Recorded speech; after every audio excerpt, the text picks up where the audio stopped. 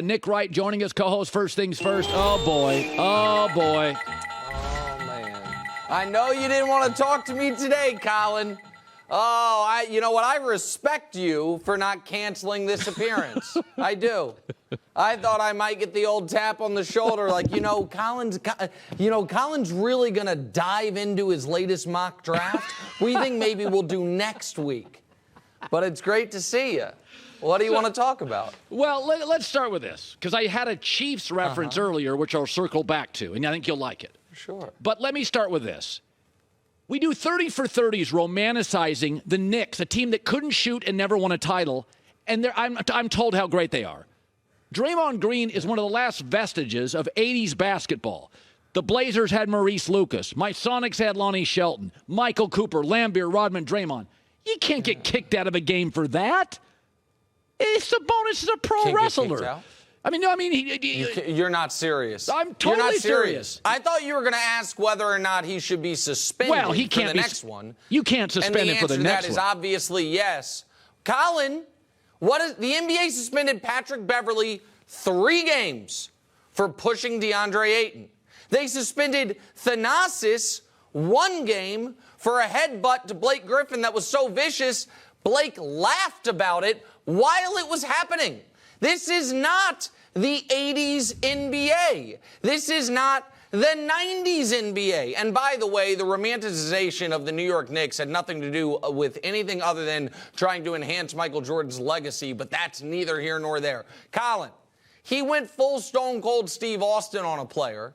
He did that with the crowd, and then after the game, he removed any type of plausible deniability, like, what do you want me to do? I don't know, buddy. Not stomp the guy in the chest. How about that? Like, Colin, this season started with Draymond punching a teammate. It is now going to end with him stomping on the chest of an opponent. And that is then going to bring us to what is the more interesting question. Because whether he is suspended or not, the Warriors, as I told you, are losing this series.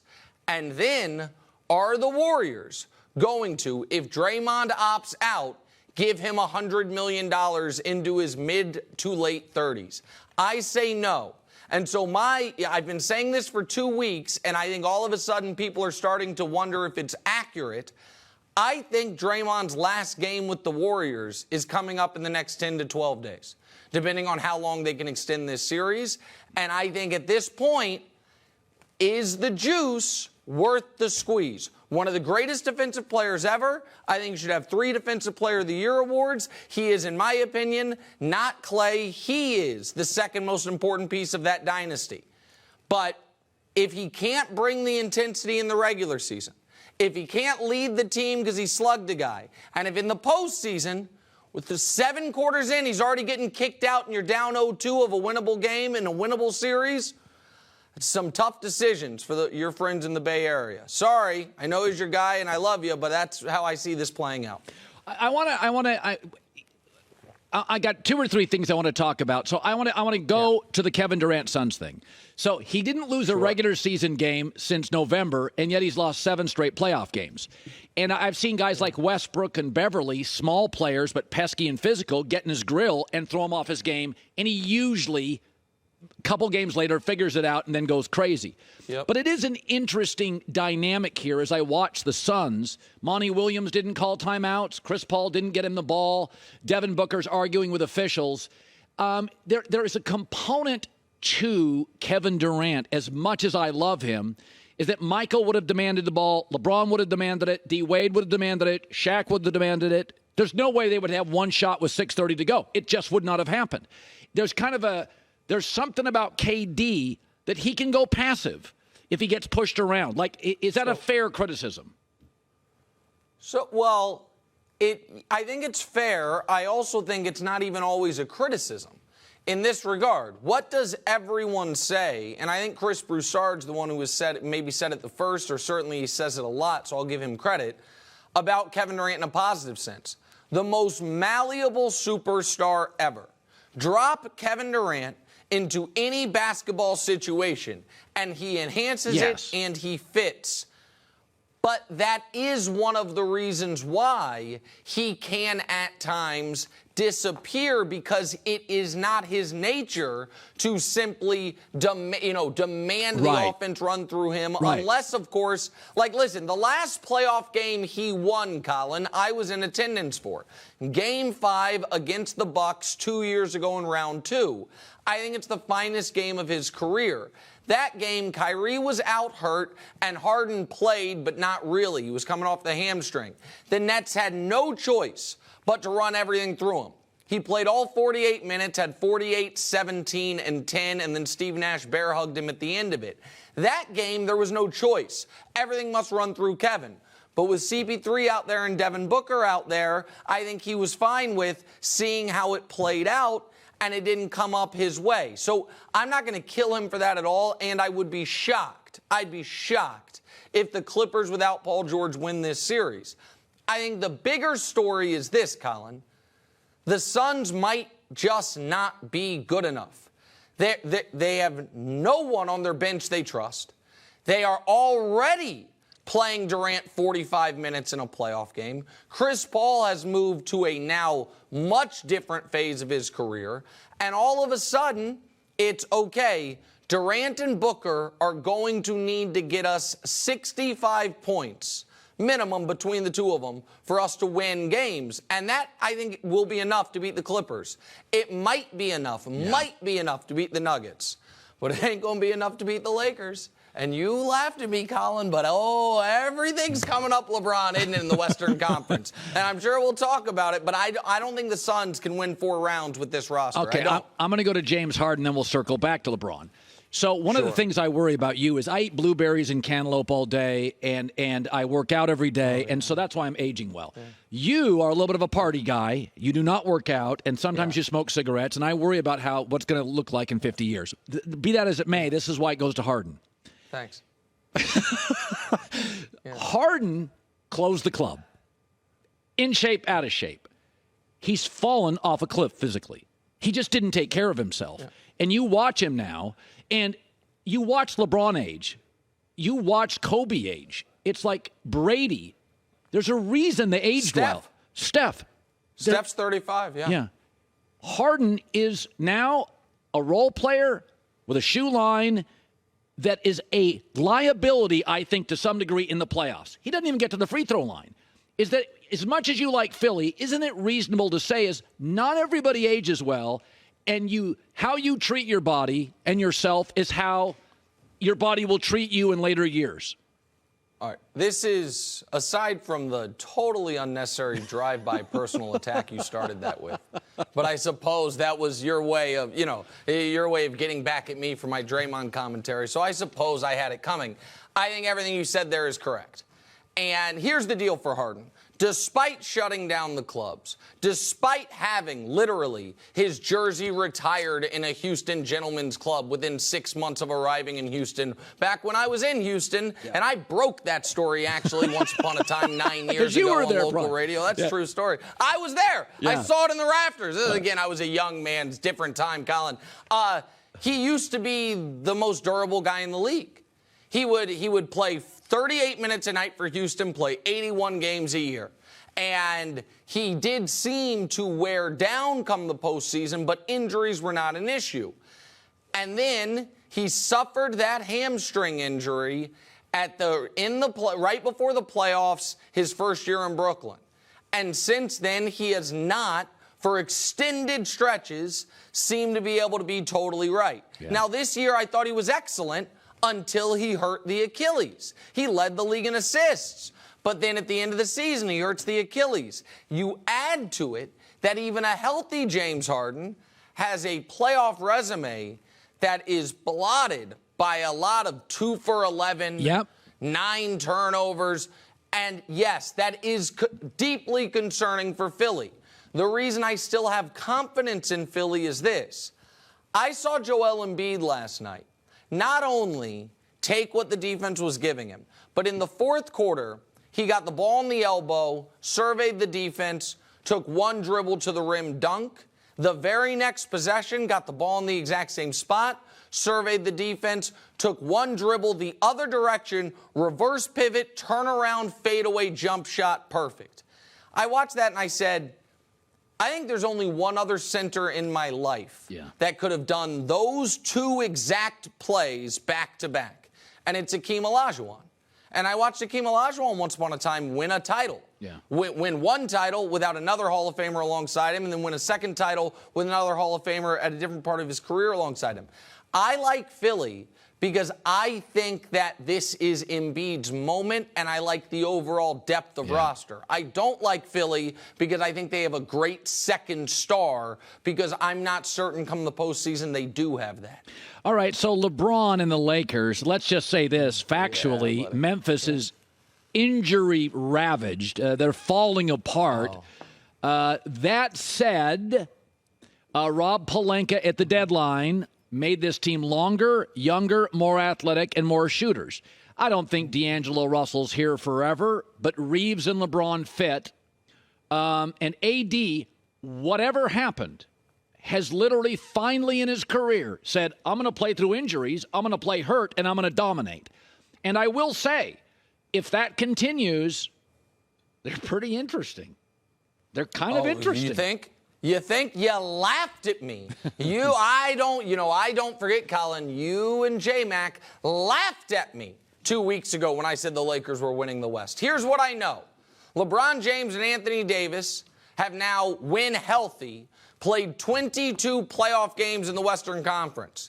They are 17-5 in those games. I know that I have seen, you're talking about the Grizzlies being ravaged by injury. The Lakers were not able to defend their title because Anthony Davis got hurt and because LeBron James, Solomon Hill did a somersault into his ankle and damn near broke it, and he was injured. Last year, they dealt with injuries. Injuries are a part of the postseason, and the injuries could bite the Lakers.